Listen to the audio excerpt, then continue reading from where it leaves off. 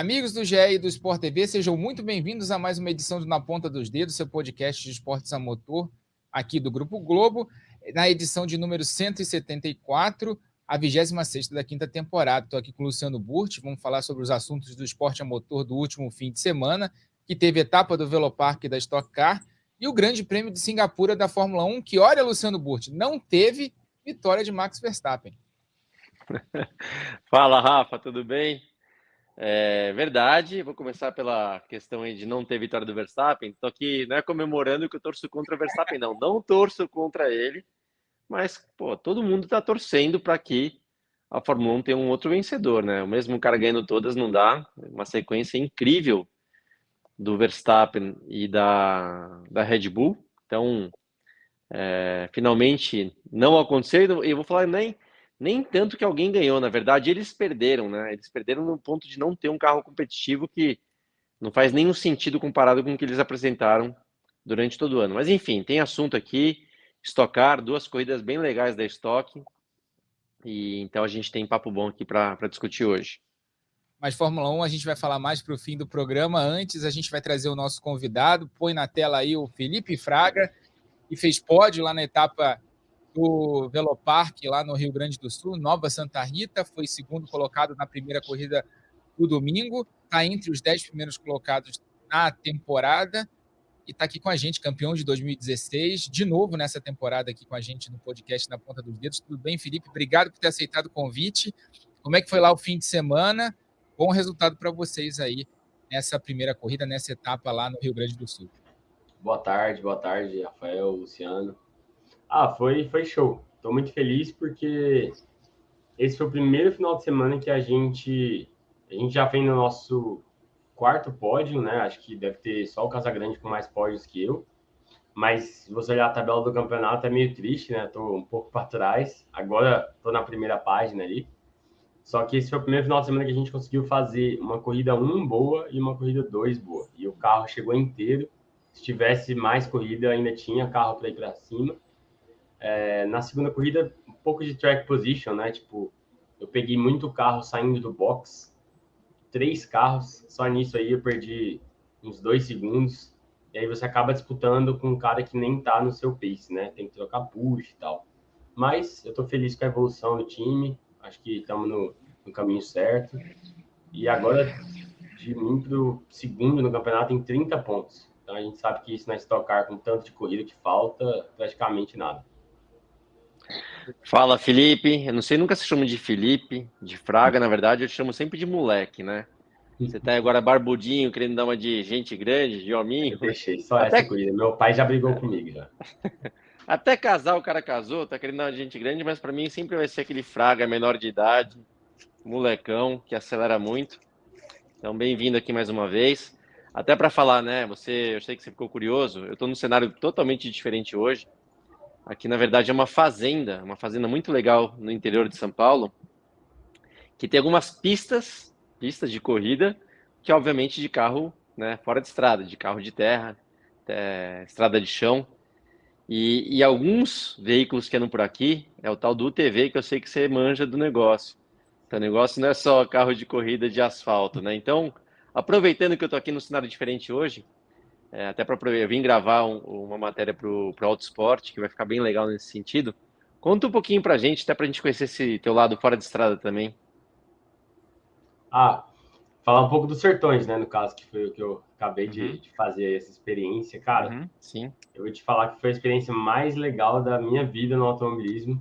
Eu tô já tentando arrastar uns 2 lá da Stock Car para o ano que vem.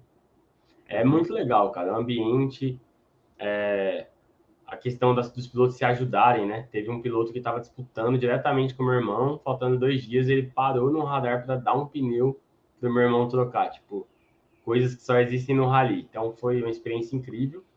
Eu sou proprietário de uma empresa, chama FF Motorsports. A gente começou com uma revenda aqui em Palmas, Tocantins, lá em 2013, e hoje a gente está com 5 revendas.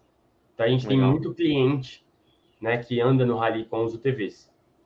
E aí, esse ano, meu irmão me chamou para ir, deu certo a data, e, cara, foi incrível, né? 91 UTVs, coisa de maluco, é muito, muito legal. eu fiquei em 7º na geral, 3º na minha categoria, e o meu irmão ficou em 3º na geral e ganhou na UT2. Então foi uma experiência muito Legal. bacana, porque vocês que me conhecem há muito tempo sabem da minha história com a família, né? Uhum. Meu irmão deixou de correr lá atrás para eu poder correr, então a gente teve essa oportunidade de correr os dois juntos no campeonato, no maior campeonato de rally do Brasil e um dos maiores do mundo. E foi muito bacana lá no final, eu e ele chorando e se abraçando, que ele ganhou. Foi muito bacana, cara. Muito legal, cara. Legal, não sabia. Parabéns aí pro teu irmão também, então. Mas legal de também saber que você tem esse lado. Aliás, né, Rafa, o Nelsinho, a gente teve com o Nelsinho recentemente aqui no podcast, e a maneira que ele falou sobre o Rally dos Sertões, da emoção, tá? Da emoção mesmo de, não só dentro do carro, mas de conhecer o Brasil de verdade, que nem ele falou, dos lugares que vocês passam, enxergam ali.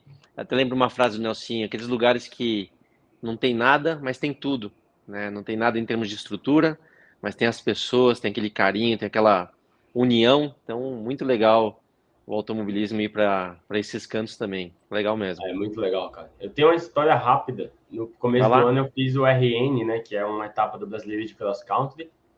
E um dos dias eu quebrei, cara, no meio do nada. Tava tipo 40 graus e não tinha uma alma viva passando, só os UTVs e os carros, as motos. E aí do nada chegou uma família numa moto. E aí os caras ficaram lá, tipo assim, meu Deus, né, esses carros passando aqui na porta da nossa casa.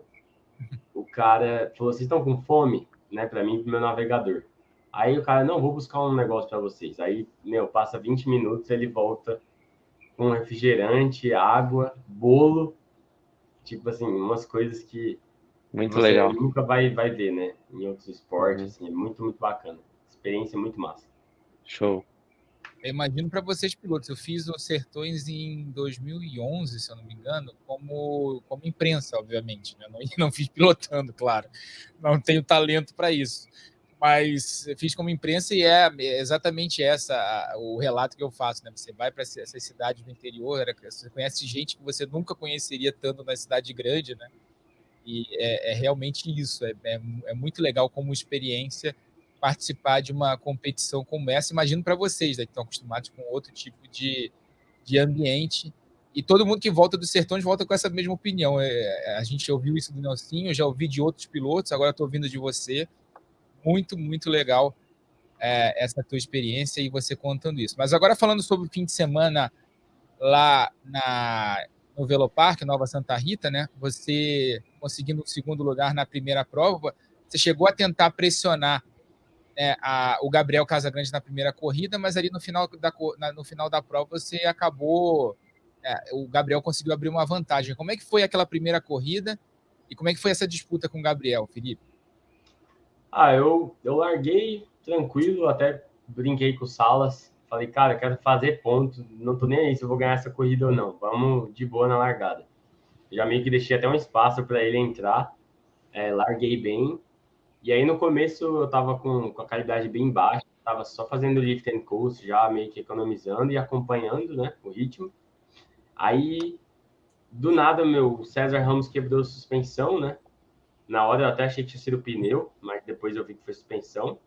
E ele meio que atrapalhou o Salas. Aí eu consegui um timing bom de chegar no Salas para fazer a janela, né, do pit. Aí no pit a gente mandou super bem, né? O pessoal da Blau Motorsport fez um pit stop incrível. Saí em P2.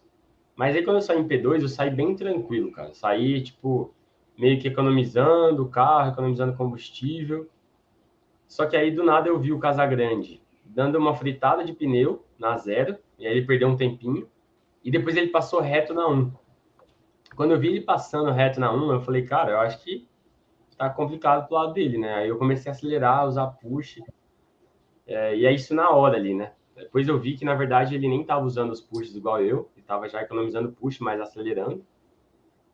Dei uma chegada nele ali, 7 décimos, só que eu tava dando tudo, tudo, tudo, e quando eu chegava nele era coisa de 1 décimo, meio décimo, tava tipo, como se a gente tivesse idêntico na prova.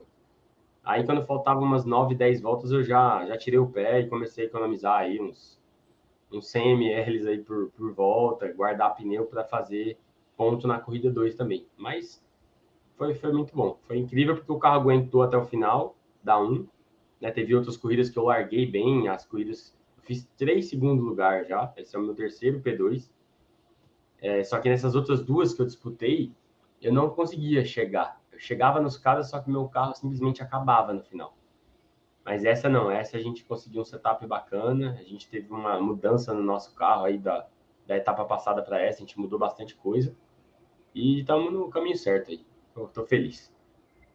Que legal. E vou te falar que uma coisa legal também que tem aqui para quem está lá de fora, a gente não consegue ver tudo, mas isso que você falou, acho que até na transmissão, né, Rafa? A gente comentou que eu falei que ó, o Felipe tá mais rápido do que o Casagrande num certo momento e realmente dava para ver você vindo com o push e tudo mais.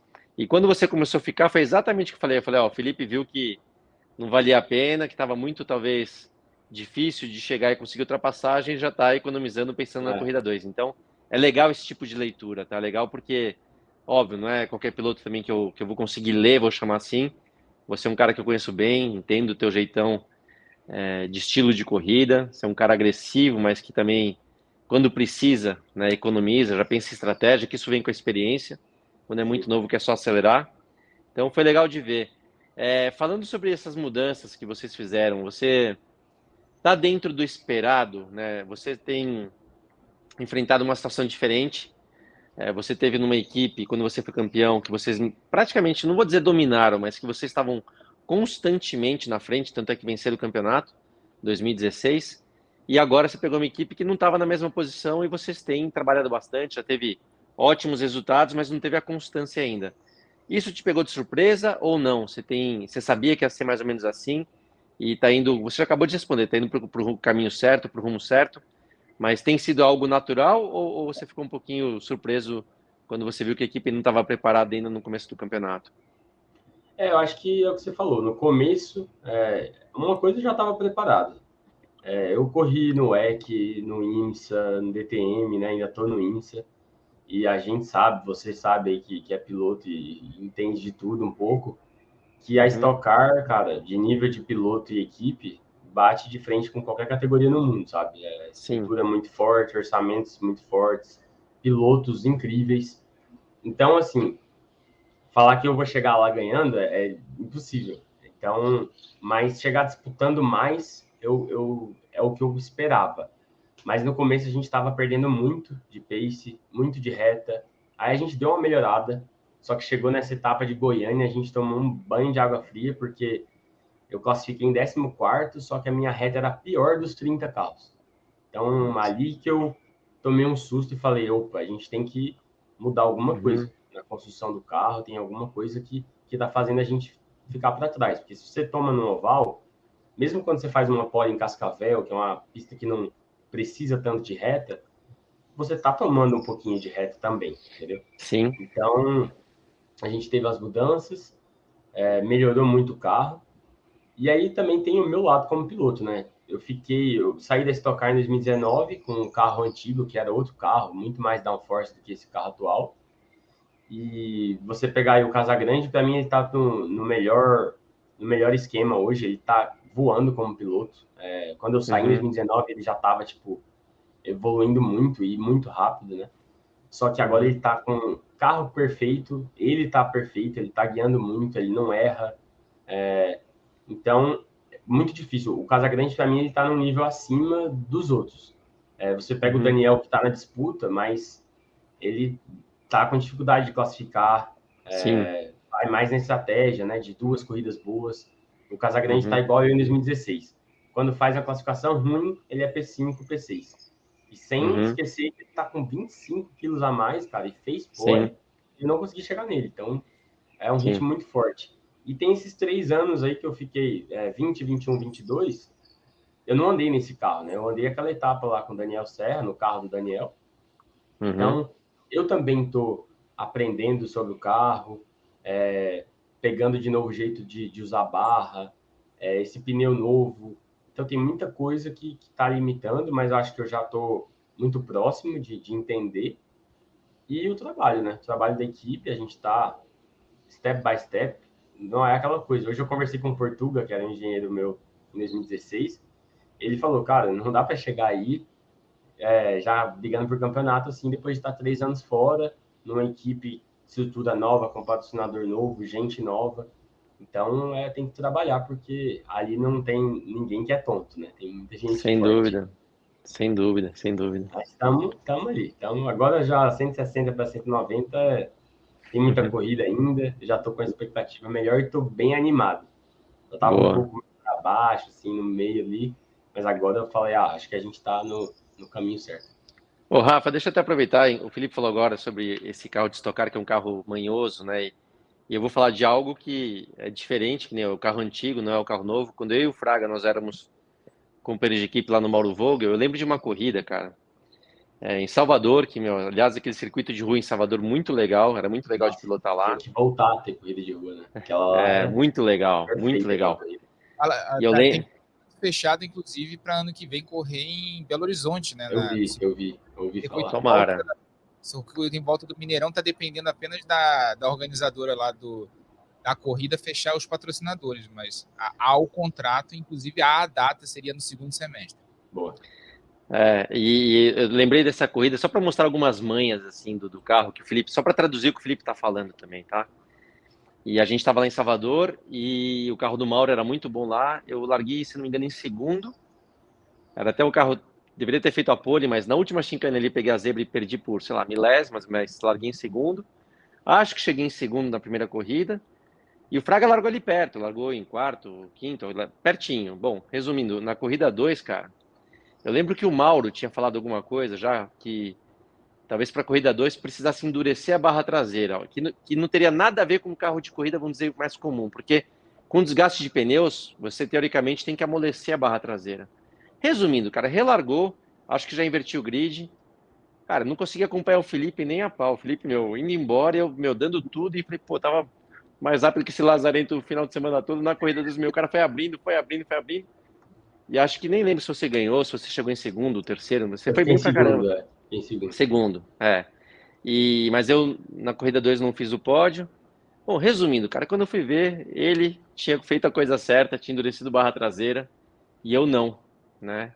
Então, são detalhes, são manhas que você muda o comportamento do carro para, às vezes, alguns acertos que nem são teoricamente corretos. E você vê quando o cara tá com a mão, quando o cara tá afiado, quando o cara, às vezes, faz um ajuste certo, para um cara que, obviamente, quer rápido e guia bem, o negócio acende, sabe? Quando o negócio acende e a coisa acontece. Então, esses são os detalhes que, quando o cara fala, né, que tá aprendendo sobre o carro, para um cara que já foi campeão da Stock Car, que já correu de tudo, que tem experiência, são essas coisas, são detalhes que, às vezes, fazem uma diferença incrível. Então, essa de Salvador eu nunca vou esquecer. E, cara, inclusive, esse carro, fala. Ele tá, assim, umas coisas incríveis. Geralmente, sei lá, tá saindo de frente ali. Pô, você vai dar uma cambagem, né, na dianteira, né, 0,2 graus ali. Cara, já aconteceu esse ano da gente tirar a cambagem e o carro ter mais gripe, sabe? Isso não faz sentido nenhum. Eu tô andando nos protótipos lá que é muito rápido, você tira a cambagem para andar de reta e melhorar a freada. Você não tira a cambagem para fazer curva. Só que esse carro ele é lento, não tem tanta mecânica, né, igual o do passado, e por causa do peso também. Então, às vezes, a gente está conversando e, cara, a solução é ao contrário da lógica. Só que faz e dá. Então, é impressionante como tá difícil. Isso é bacana, né? É um desafio para os pilotos. Tem muito piloto ali que tá, tipo, overdriving e vai mal. Sem dúvida. Pole de Cascavel fazendo lift and coast na curva 1. Tipo assim, como você vai fazer, né, uma guiada economizando para fazer uma pole?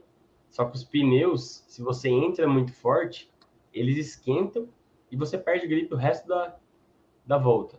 Também pneu, cara, não tá dando para aquecer ele. Se você sai do box, tem que dar 2, 3 voltas aquecendo lento para daí ele encaixar. Se você sair e faz aquela esquentada boa de GT3, de protótipo, freando e acelerando, ele passa e aí você perde grip. Então, assim, é aquela coisa, né? A gente vê de tudo e vivendo e aprendendo, mas é bem difícil, assim, bem difícil. Legal. Boa. E era justamente sobre isso que eu ia te perguntar, Felipe. Você está voltando a Stock Car nessa temporada em que a categoria está com um novo fornecedor de pneus, né? E que teve todo aquele problema, né? De fornecimento problemático nas primeiras corridas do ano por causa do incêndio lá na fábrica, e agora fornecimento regularizado. Como é que você viu esse novo composto, esse novo fornecedor de pneus? Como é que você está vendo o comportamento dos pneus ao longo da temporada? Sentiu muita diferença em relação ao que você estava acostumado antes, ao pneu Pirelli que você estava acostumado antes? De quando eu fui embora para quando eu voltei, mudou, né? Ele mudou o composto do próprio Pirelli. Então, quando eu andei no carro do Serra, era um pneu já menos gripe, assim, sabe? Só que para esse ano mudou o pneu, só que veio uma asa nova, uma asa que dá muito mais downforce. Então, tipo, esse final de semana no Velopark a gente virou 1 segundo mais rápido do que eles viraram ano passado. E, cara, eu até achei bom esse negócio do pneu, que para mim tira uma desvantagem, né? Porque começou o pneu novo para todo mundo. Então, eu acho que já teve corrida aí que eu me dei bem pelo meu jeito de aquecer ele. Pelo menos assim, eu comecei a fazer um aquecimento diferente e começou a dar certo para mim. Então, eu tô gostando do pneu, cara. Não tem nenhuma crítica a fazer. Ainda bem que agora o pessoal da Hankook, junto com a Vicar, conseguiu regularizar. Então, não tá sendo mais aquela coisa louca de você ir pro treino e colocar 2 pneus novos de um lado e andar com 2 velhos do outro lado, sabe? Isso aí tava muito difícil. Não dá para fazer leitura, não dá para fazer nada. Então agora eu tô achando bem legal. Os carros chegam inteiros no final de pneu. Tá sendo bacana. E tem um carro novo vindo aí, né? Eu tô super animado. Pô, acho que a Stock tá mandando bem demais. Aliás, nesse ponto você tem razão. A Stock está precisando de um carro novo, né? Se for pensar pelo nível que está a categoria, esse carro é um carro ultrapassado, essa é a grande verdade. Então, esse carro que deveria ser para 2024, mas agora passou 2025, vai ser muito legal quando ele estiver na categoria. Então, vai ser uma evolução, acompanhando que a categoria tem evoluído, né? Eu vejo, né, escuto você falando sobre pneus. Eu concordo com você. É legal que você veja de uma maneira saudável, né? Mesmo o Hankook tem suas particularidades, porque é muito isso, né? Você também já andou em categorias diferentes, com pneus de construtoras diferentes, de marcas diferentes. Você vê que cada um tem um DNA. Pode trocar a categoria, pode trocar o pneu, o modelo dele, mas eles têm mais ou menos um DNA. Então, de repente, esse é o caminho da Hankook. Você falando de lá em Tarumã tirar o pé na 1 para não superaquecer, é o que a gente vê na Fórmula 1, por exemplo, né? O pneu Pirelli da Fórmula 1 é um pneu que aquece muito e se passa da temperatura X, ele perde desempenho. Então, você vê alguns pilotos, por exemplo, em Singapura agora, já a gente vai falar de Singapura, do GP, quem acelerava, ia muito bem no setor 1, no final da volta já não tinha mais pneu para acabar a volta. Então, tinha que dar uma economizadinha. Eu vi, o Sainz estava fazendo isso, né? Ele Isso, economizava exato. nos 2 trechos e acelerava no outro da asa, que era onde ele podia ser ameaçado. Exatamente, cara. Tava Exatamente. brincando com os caras. O Sainz é um cara que, em termos de, vamos falar assim, de inteligência, tá? O Alonso era um cara que fazia muito isso, que tinha um destaque como um cara que vê um pouco a corrida de fora do carro, sabe? E o Sainz é um cara que eu não conheço ele pessoalmente, mas ele realmente, não acho ele um talento assim incrível dentro do carro, mas sem dúvida um dos caras mais inteligentes, se não o mais inteligente desse grid atual, porque ele realmente consegue pensar muito, como você acabou de descrever, né? Na classificação, o momento de usar o pneu, na corrida, em termos de estratégia. Às vezes ele vai melhor em termos de estratégia do que os engenheiros lá com vários computadores, com telemetria, com tudo que tem na mão, simulação. O Sainz às vezes consegue dar a corrida até melhor, mas mudando um pouquinho só de assunto, eu estava pensando aqui, você que, de novo, vou repetir, casou faz pouco tempo, a vida vai mudando nesse sentido, as prioridades vão, né, mudando. Eu vou repetir que a gente teve com o Nelsinho faz pouco tempo, também estava se preparando para casar, e o Nelsinho que já tem 38 anos, né, então está bem à sua frente, que eu vi no Nelsinho mais ou menos o que eu senti há um tempo atrás, né? Aquele cara que ama automobilismo, já correu de tudo, mas que de verdade, cara, meio que não aguenta mais sair de casa, literalmente, não aguenta mais sair viajando para cá, para lá, cada hora no lugar. Tem vezes, eu lembro, tá, Felipe, uma vez que eu acordei, quando a gente fazia a Fórmula 1, a transmissão da Fórmula 1, na semana seguinte estava correndo de Stock Car. Eu lembro que uma vez eu acordei no hotel lá em Guaporé, né? Guaporé, em Santa Cruz do Sul, quando eu acordei, eu não sabia onde eu estava. Demorou assim uns 15 segundos para Já aconteceu comigo isso aí. Então, cara, para lembrar onde eu estava. Por que eu estou contando um pouquinho do contexto, né? Como é que você está nesse sentido? Você tem viajado bastante, você ainda está com gás de cruzar o mundo aí correndo de carro para cima e para baixo, ou você já está pensando em dar uma estabilizada, de repente focar mais na Stock Car para estar aqui, ou não? Você está ainda disposto a fazer qualquer categoria pelo mundo? Cara, eu tô. Assim, eu tive a experiência lá do DTM, que foi muito bacana, abriu muitas portas para mim, tipo, de conhecer, né? De saber para quem ligar na Ferrari, na Porsche, enfim, nas equipes lá que estão no Hypercar. Então, eu tô com bastante contato aí na mão, mas não quer dizer que tenha essas vagas na minha mão, né? Eu acho que, assim, acho não, tenho certeza. Os campeonatos que eu fiz, esse ano mesmo eu tive a oportunidade de fazer WEC e IMSA, por exemplo. Eu optei por fazer IMSA e Stock Car. Por Uhum. quê? De todas as categorias que eu fiz fora, a que eu mais gostei, assim, de longe, foi o IMSA. Eu acho que os caras estão arrebentando, sabe? Estão crescendo. O motorsport nos Estados Unidos está crescendo. Não que não seja, não era grande, mas antes era só NASCAR e Indy. NASCAR, um pouquinho de Indy. Então agora, com a Fórmula 1 crescendo desse tanto nos Estados Unidos, o pessoal tá olhando de outros olhos para uma corrida de endurance. Daytona já lotou esse ano. Sebring Uhum. tinha 150 mil pessoas. Então, assim, o automobilismo tá incrível lá no IMSA, por exemplo. Eu não sei se a última vez que eu vim aqui eu já tinha falado, mas eu já estou fechado, né, para ano que vem, para correr de LMP2. Então, eu já vou dar um salto maior. Legal. Eu tive a oportunidade esse ano de correr no GTP, que é o novo Hypercar. Eu testei com a Acura. Foi super legal os testes. Foi, tipo, o carro mais incrível que eu guiei na minha vida. Só que a proposta que eu tinha era ruim comparado com o que eu tenho na LMP3. Eu tô com a Riley, que é uma equipe que já ganhou a Daytona 20 vezes. Os caras têm muita história. E eu sei que eles querem crescer, que eles querem voltar a disputar as categorias grandes. E aí o cara meio que falou, ó, fica aqui ano que vem, a gente tá tentando ir para LMP2. Então eu tô feliz que isso já deu certo, né? O nosso patrocinador lá já comprou 2 carros, a gente vai começar os testes agora, dia 27 e 28. E o meu foco agora tá no IMSA, né? IMSA e Stock. Inclusive, agradecer a Stock Car que divulgou o calendário. Eles não fizeram bater nenhuma corrida com o IMSA. Então, eu vou poder Legal. estar no grid ano que vem. Eles ajudaram não só eu, mas o Daniel Serra, o Thiago Camilo tá correndo também no IMSA, no GT4 lá com a Toyota. Então, assim, me ajudaram muito. Agora eu estou organizando, né, para ver a minha vida na Stock. Mas por isso que você falou, daí voltando na pergunta.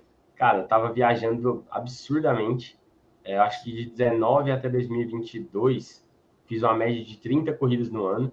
Então, deu Uhum. uma cansada.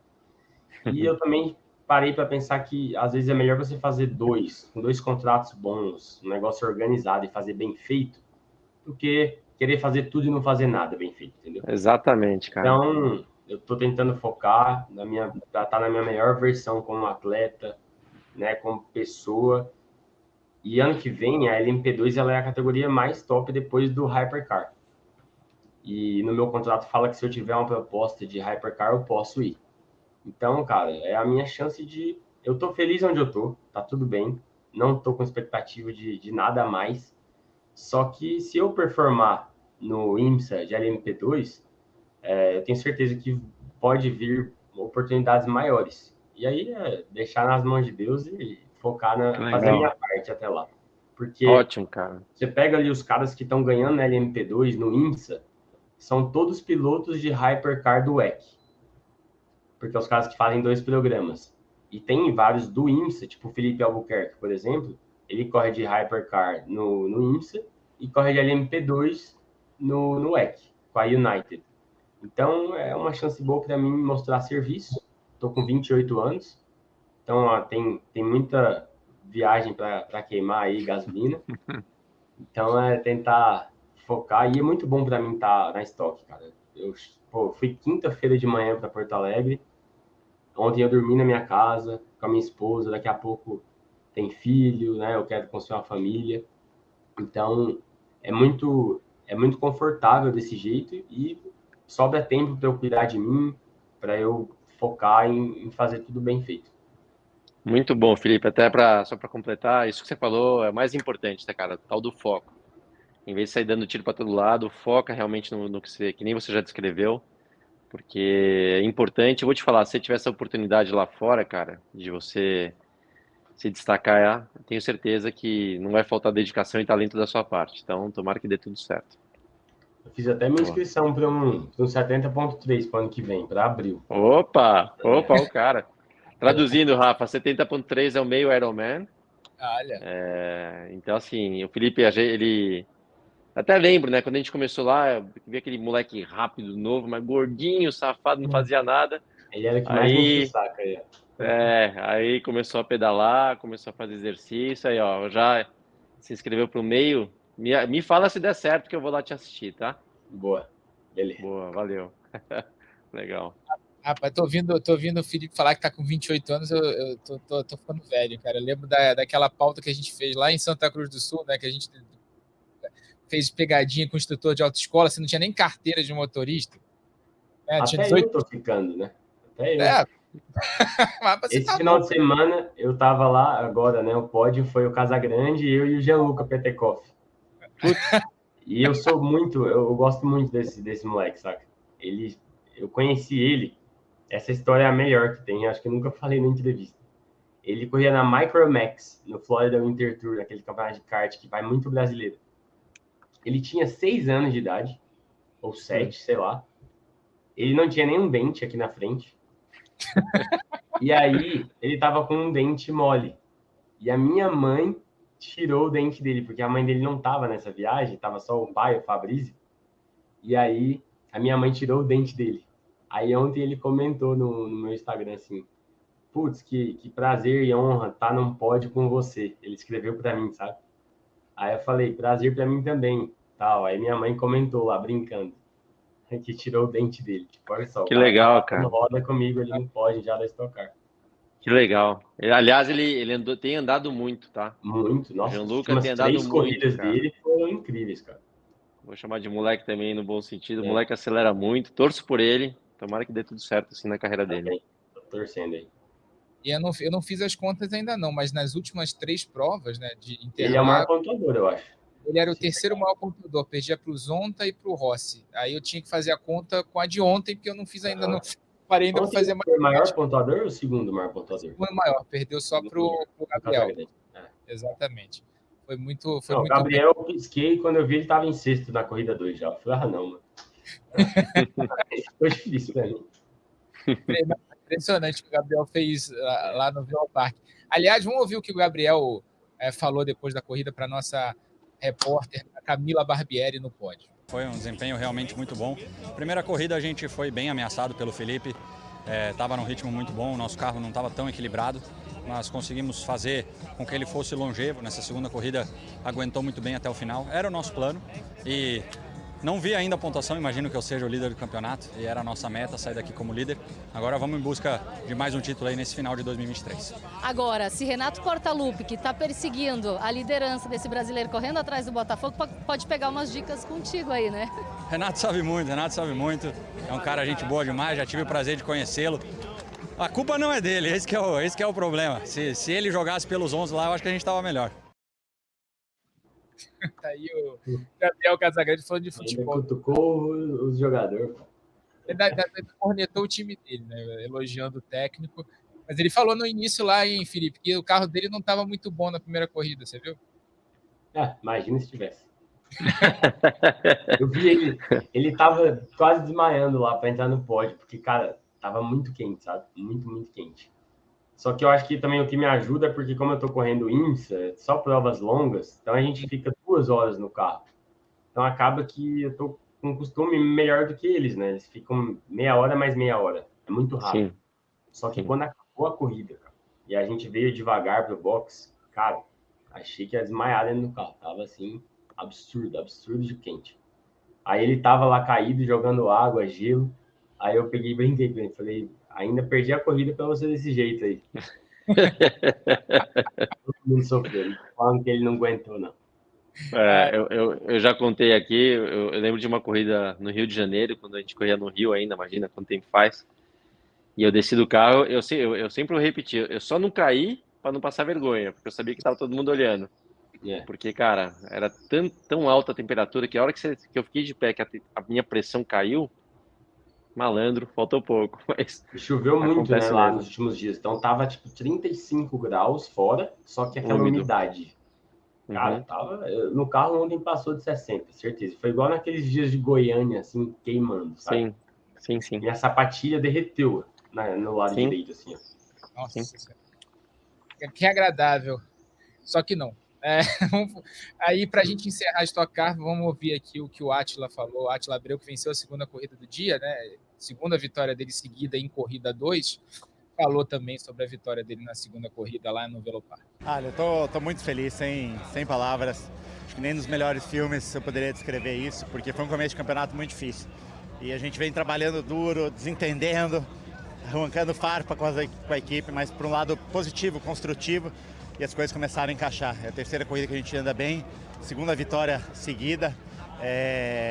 Sem palavras, eu estou na casa do meu patrocinador, a Rede Sim, a Petronas, que me abraçaram na virada do ano, porque no começo do ano eu não tinha patrocínio, e eles acreditaram no nosso projeto e vencer na casa deles. Tem um posto na esquina aqui deles, com um carro meio pendurado no teto. Foi perfeito, então obrigado a todos vocês, obrigado à equipe que fez um trabalho maravilhoso, meus pais, a Renata, minha namorada, aos fãs que lotam sempre o Sul, é sempre muito legal, muito especial, e se eu estou esquecendo de alguém, me desculpe, mas muito obrigado por todo mundo aí que mandou essa energia positiva. Se tiver que doar para ajudar alguém, vou doar com o maior prazer. É importante fazer o bem, acho que quando a gente tem a possibilidade de fazer o bem, as coisas acontecem, né? Então que aquele macacão da corrida 600 seja especial para quem precisa, que faça diferença na vida de alguma família, de algumas pessoas. E é isso aí, bora ajudar a galera. Valeu por tudo. Isso aí, o Átila falando sobre as situações que vários pilotos que vieram da tempestade, né, da tragédia climática que atingiu o Rio Grande do Sul nas últimas semanas, e doou o macacão da vitória na corrida 600. Foi uma das coisas que ele fez. Ele também agradeceu para todo mundo, né? Patrocinador, família, namorada. Beijo para minha mãe, para meu pai, para você também. Fala, Luciano. Não, até o Átila não está aqui com a gente, obviamente, agora, mas vale destacar porque a gente fez um podcast também recentemente com ele contando, né? Um cara que já venceu tantas vezes na Stock, tava no pior ano dele, né? Na classificação lá atrás, dando tudo errado, andando mal, tudo de errado. E nas duas últimas corridas, né, das duas últimas etapas, na verdade, Goiânia e ontem no Velopark, ele ganhou ambas as corridas 2. E legal de ver esse tipo de recuperação, né, quando os caras trabalham, trocou o carro, a equipe se mexe, uma equipe lá do querido Polenta, que é um cara que também a gente sabe o quanto tá ralando para ter equipe própria, que saiu lá da equipe do Meinha, etc. Então é legal de ver. E legal também ontem foi que a gente teve a sorte, né, Rafa, de mostrarem o pit stop do Átila. Deu para ver ele abastecendo o carro na corrida 1. Então meio que a gente cantou a bola, ó. Presta atenção no Átila, porque ele vai andar bem na corrida 2. E deu no que deu, então legal de ver essa evolução, né, de alguém que... Quando o cara tá lá em cima, um carro bom, é difícil, tá? Muito difícil, mas é uma coisa. Mas quando o cara vem lá das trevas, das profundezas, e consegue se reerguer, é legal de ver o cara vencendo. Exatamente. Transmissão ontem nos canais Sport TV, e a gente também mostra a próxima etapa da Stock Car, dia 7 e 8 de outubro, em Buenos Aires, na Argentina, volta da etapa internacional da categoria, né, tudo ao vivo aqui nos canais Sport TV, né, o Felipe Fraga voltando a correr lá fora pela Stock Car, né, vai dividir, inclusive, a data com a Super TC 2000, que disputa aquela prova tradicional, os 200 quilômetros de Buenos Aires. O top 10 da Stock Car, que tem o Gabriel Casagrande na liderança com 217 pontos, depois o Rubinho com 196, Onta 194, Daniel Serra 190, Thiago Camilo 180, o Rafa Suzuki com 152, o Gianluca Petekoff com 164, o Felipe Fraga 160, César Ramos com 158 e o Gui Salas com 155. São os 10 primeiros colocados da Stock Car. Lembrando, 7 e 8 de outubro, Buenos Aires, Oscar e e Alfredo Galvez, né, o circuito lá de Buenos Aires, o autódromo de Buenos Aires, no centro da cidade, vai receber a Stock Car depois de alguns anos a volta da etapa internacional e que seja uma tradição que a gente tenha mais etapas internacionais da categoria nas próximas temporadas. Aliás, Fraga, você já andou lá? Já andou lá em Buenos Aires? Cara, por incrível, a última corrida de Stock Car que teve lá fui eu que ganhei. Que legal. Legal, ótimo. Bom Teve saber. rodada dupla, né? Mas eu não lembro quem ganhou a segunda, mas eu lembro que a primeira foi muito legal. Largou, aí começou a chover. Putz. Eu lembro até que eu passei o Thiago Camilo e o Daniel Serra na relargada da chuva, naquela que era um curvão assim. Ficou todo mundo tentando aprender o traçado, eu me joguei por fora e passei os dois. E aí foi secando a pista. Eu abri quase 20 e tantos segundos do segundo. Foi, tipo, incrível a corrida. Que legal. Bom, né? Você ganhou a corrida 1 em 2017 e o Rubinho ganhou a corrida 2. Aí, viu? Já estamos aqui rapidinho. Aqui, Só que vai ser outro traçado, essa. Vai ser outro traçado, né? Então. Vai. E vai ser um traçado com muita reta. Legal. Pelo que eu ouvi falar. Já me mandaram no simulador aqui e tal. A pista. Não vai ser um anel externo, não, né? Não. A primeira curva vai ser uma fechadinha, parece que é o traçado 8 ou 9, alguma coisa assim. Legal. Tem uma parte bem travadinha, aí sai lá pro anel externo, e aí vai até a 0. Tem um retão, aí tem uma curvinha tipo de quinta marcha, e aí mais reta até o final do cotovelinho lá para entrar na reta. Eu acho que essa pista bem bacana. Já sei. Já entendi qual que é o traçado. O engenheiro me mandou um onboard do simulador, sabe? Só para eu ver para que rumo que é. Aí eu falei, cara, essa pista é legal. Autódromo tem de tudo, sabe? Tem trecho lento downforce e tem trecho de alta. Vai ser bom para achar o acerto do carro para essa pista, né? Vai ser interessante. Então, Autódromo Oscar e Juan Galvez, dias 7 e 8 de outubro, em Buenos Aires, a próxima etapa da Stock Car. Canais do Sport TV mostram tudo ao vivo, classificação e corridas ao vivo aqui nos canais do Sport TV. Falar de Fórmula 1, final de semana passado, o Grande Prêmio de Singapura, não sei se o Fraga conseguiu ver a corrida, né? Foi próximo ali do... Eu assisti até a metade, aí eu tive que ir para a visitação, aí só que no avião vindo para Palmas eu assisti os melhores momentos. Já tô sabendo de tudo. Mas essa corrida não dá para não comentar, né? Finalmente a gente teve um vencedor diferente da Red Bull, depois de... Eu tenho aqui o número. Eu tava conversando com o Luciano. Foi boa a corrida, né? Foi melhor corrida do ano. Muita disputa e tal. Por incrível que pareça, a Singapura produziu a melhor corrida do ano, né? Não é normal isso. Depois de 308 dias, eu estava atrás desse número, conversei com o Luciano ontem, a Red Bull não ganhou uma corrida. Depois de 308 dias, quase um ano. E foi mal. Um ano. E ainda foi mal, né? Que o melhor classificado foi o Max Verstappen na 6ª posição. Carlos Sainz venceu em Singapura, primeira vitória não Red Bull na temporada 2023. Luciano Burti, eu queria, antes da gente falar do Carlos Sainz, do Smooth Operator, eu queria falar sobre a Red Bull. Vem cá, dá para a gente falar que foi a pista de Singapura ou a questão das novas diretivas técnicas da FIA que mudaram lá a questão dos testes de flexibilidade de asas e assoalho? Já dá para dizer que teve alguma coisa a ver com isso? Rafa, eu vou, na verdade, falar o que eu acho, mas eu posso estar totalmente errado, porque não tem como saber isso até a gente chegar na próxima corrida no Japão. Chegou no Japão e a Red Bull andou mal, está explicado que realmente tem a ver com a nova maneira de ver essa questão de difusores, assoalho, asas, para não ter a tal da flexibilidade, né? Mas eu vou voltar só um pouquinho. Primeiro de tudo que, Fraga, a gente sempre aposta quem vai ser o segundo, não aposta mais quem é o primeiro, né? E dessa vez, o Rafa apostou que o segundo seria o Sainz. Ou seja, ele errou. Mas ele ganhou. O segundo foi o Norris. E o Sainz ganhou a corrida. Então o Rafa errou, tá? Para deixar bem claro que ele errou. Mas foi o que chegou mais perto. Não, errou. Para quem é competitivo, Rafa, a gente apostou quem seria o segundo. Você errou, não vem que não tem. Mas vamos lá. O que aconteceu com a Red Bull, né?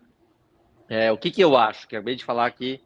Não acho que a questão dessa nova maneira de medir a flexibilidade das asas, do assoalho, que faz uma baita diferença, né?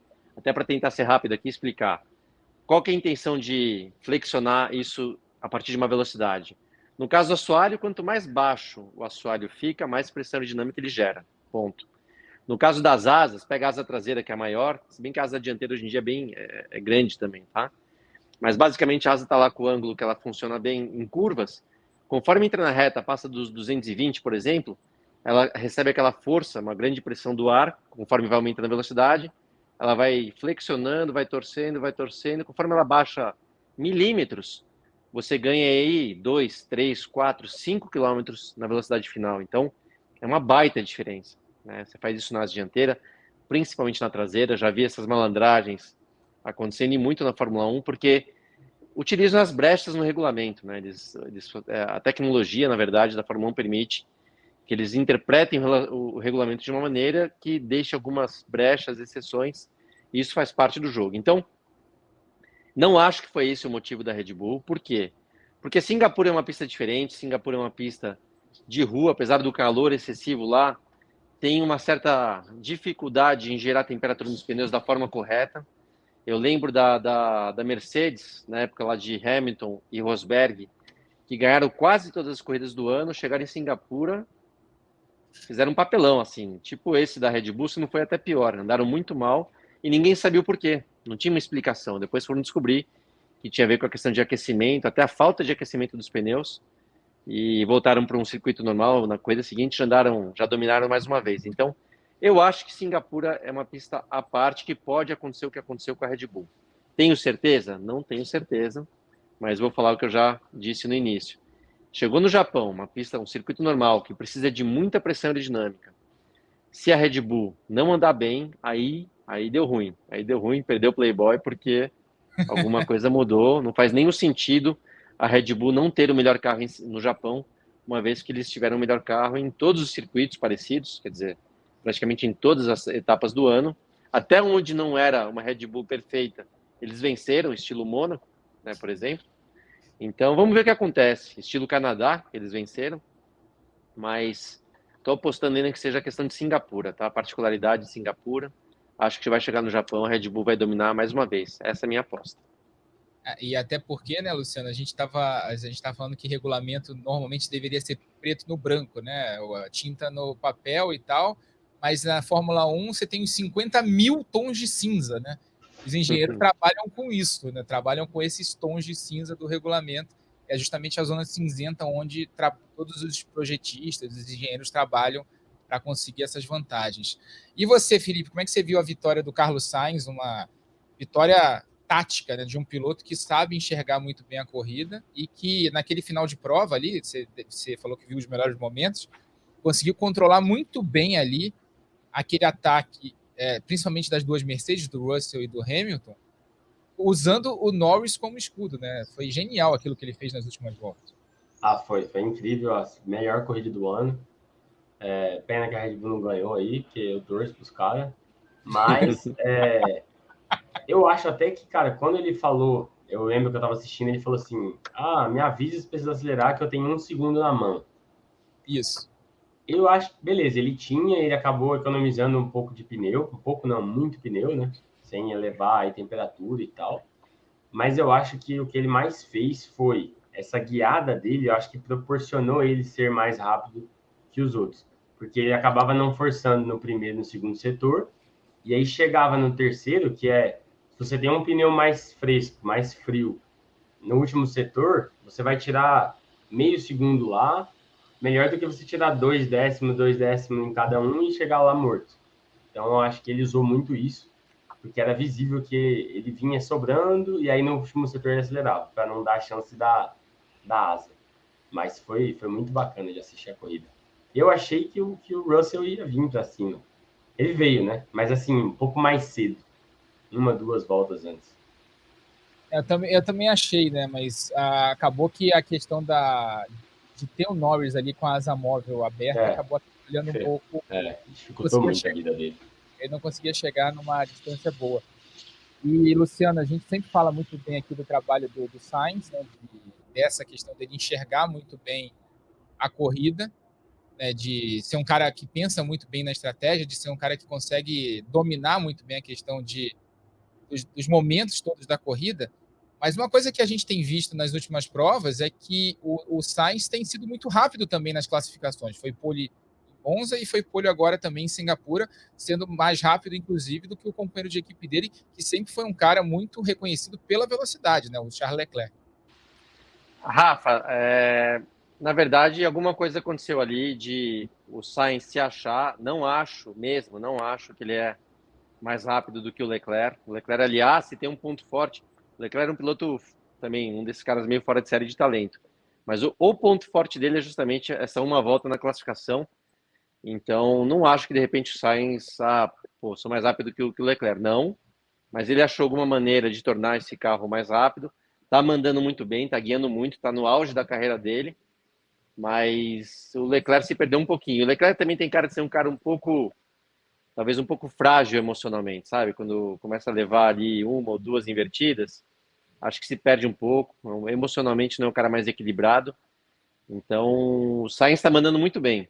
Tem todo o mérito dele, da equipe, mas acho que isso não vai durar muito. A hora que o Leclerc se achar novamente, pelo menos em classificação, eu vejo o Leclerc andando mais. Aí na corrida, talvez o contrário. Na corrida, o Sainz, que nem eu falei agora há pouco, um cara muito inteligente, que sabe dosar melhor, sabe usar o carro da melhor maneira, os pneus, a estratégia.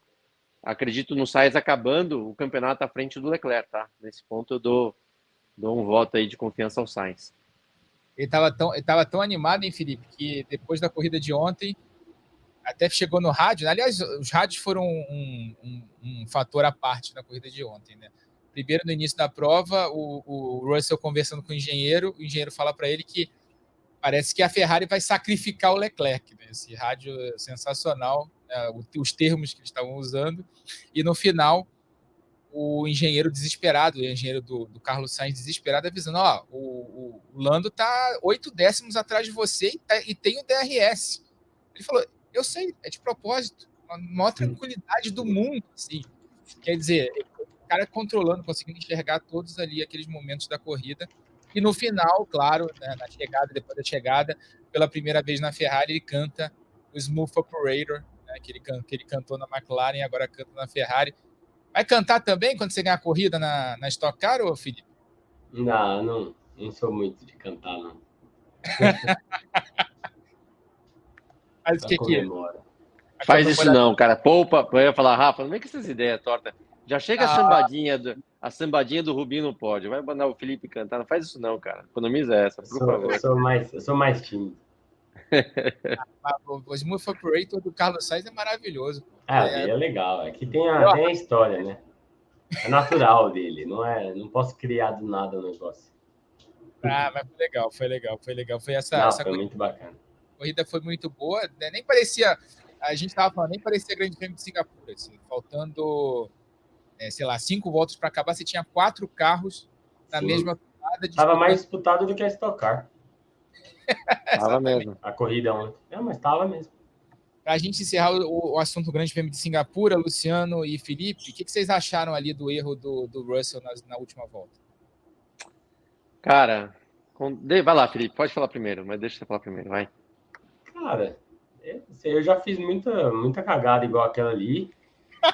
E na maioria das vezes, assim, quando você tá numa equipe que confia em você e que quer ganhar a corrida, a resposta do cara foi assim, não tem problema. Eu acho que quando você erra, igual às vezes, assim, meu Deus, quem sou eu para criticar esses caras, tá?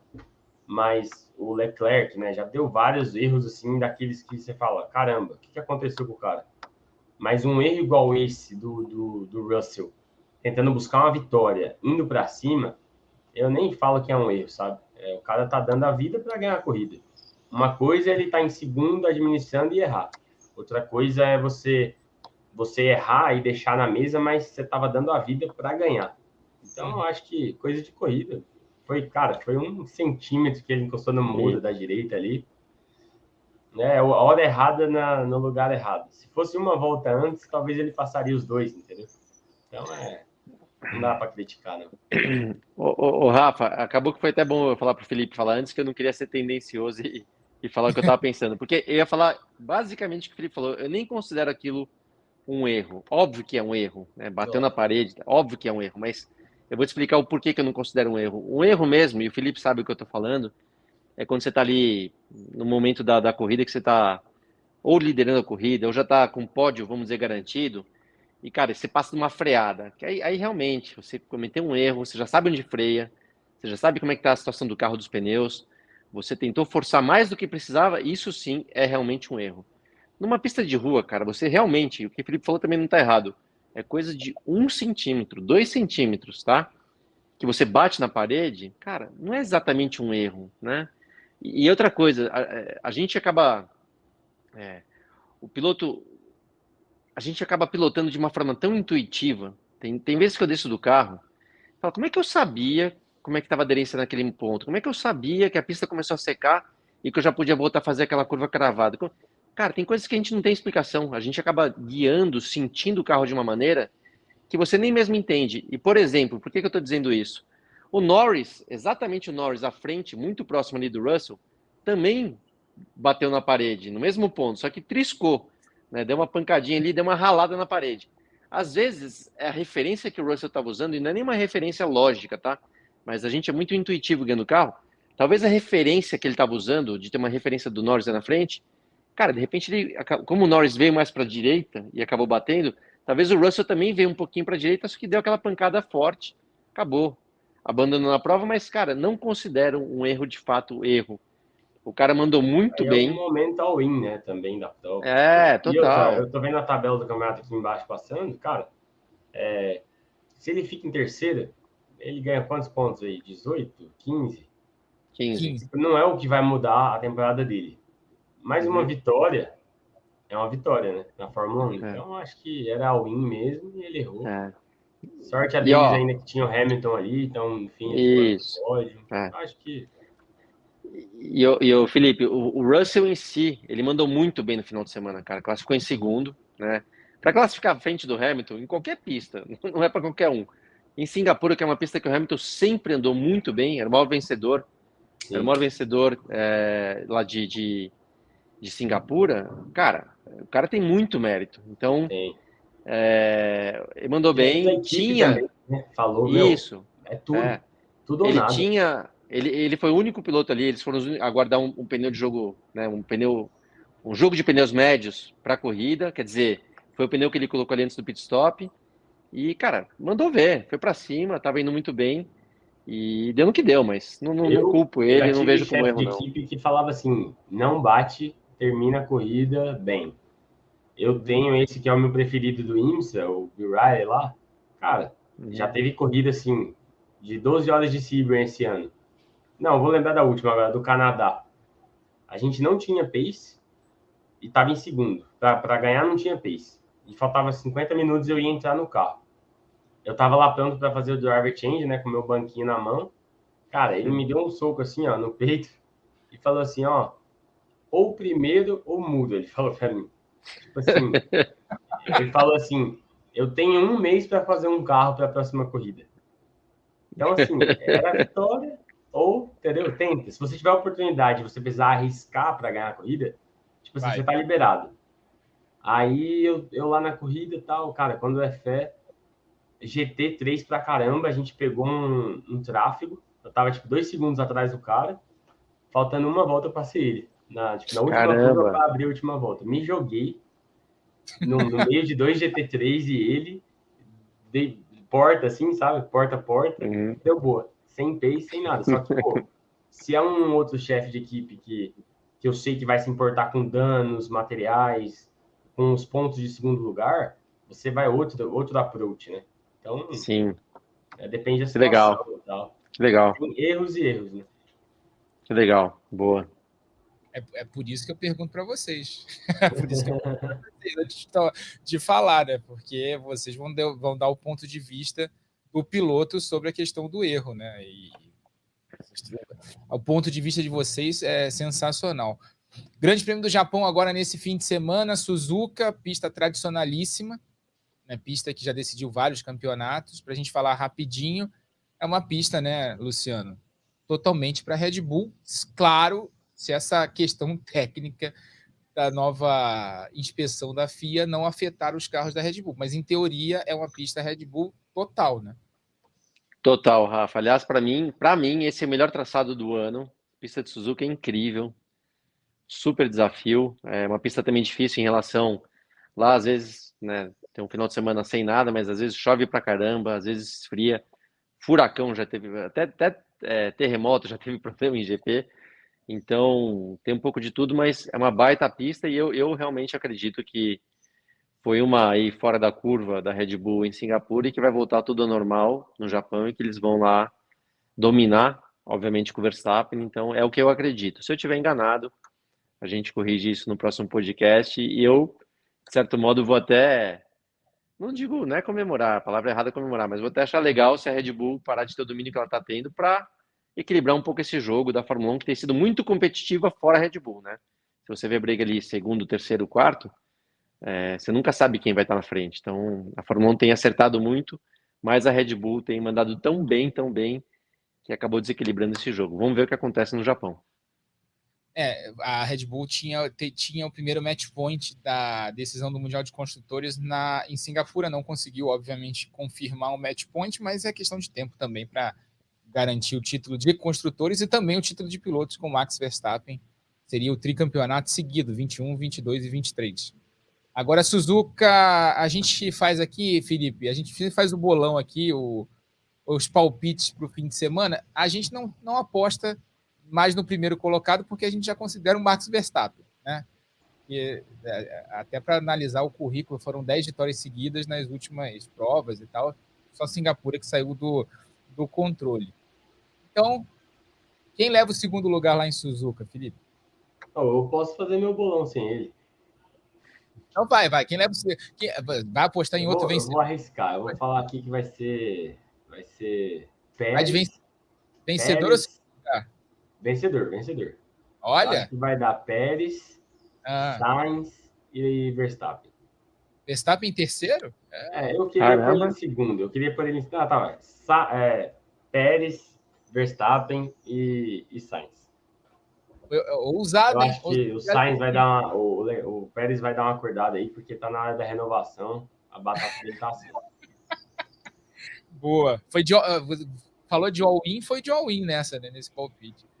Vai, Luciano, quem que vai de segundo lugar, vai de vitória? Não, é bom, eu vou acabar falando primeiro Verstappen, então vou manter lá a nossa de sempre, Rafa. Segundo, Norris, tá? É um pouco bobo, né? O Norris foi segundo, não, é porque realmente pelo tipo de pista e pela performance que tem tido, eu acredito o Norris em segundo. Acho que a Ferrari vai voltar a ter dificuldade em situação de corrida, porque ela ia um circuito comum, aliás, um circuito que gera muita energia nos pneus, então não vejo a Ferrari se saindo bem na corrida. Pode até classificar bem, mas na corrida vai sofrer. E talvez uma Mercedes ali no pódio, em terceiro, mas nossa aposta geralmente é o segundo, vou de Norris. Eu vou de Hamilton nessa. Acho que a Mercedes vai andar bem lá. Não sei porquê, mas acho que vai andar bem lá. Circuito lisinho, não tem muita ondulação. Vamos ver vamos ver se encaixa. Mas eu vou de Hamilton para o segundo lugar. Vitória do Verstappen também. Acho que vai voltar ao normal nesse fim de semana. Mas a gente vai ver essa questão. Vai ser interessante. Vai todo mundo prestar atenção nesse fim de semana no desempenho da Red Bull por causa justamente dessas novas regras aí de avaliação da flexibilidade de asas, difusor, assoalho.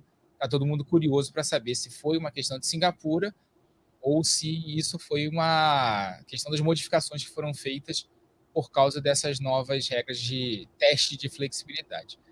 Reta final agora aqui do nosso podcast. Felipe, queria agradecer muito a tua presença, parabéns pelo resultado lá no Velopark, que venham mais grandes resultados aí na tua temporada, na tua carreira internacional. Obrigado mesmo pela tua presença e que volte mais vezes. Você é sócio proprietário aqui do programa. Obrigado. Não, eu sempre que... Se eu vim da Stock Car embora para minha casa, ou se tiver com um notebook, vocês podem contar comigo. É sempre um prazer. Boa, Felipe. Igualmente, cara, manda ver.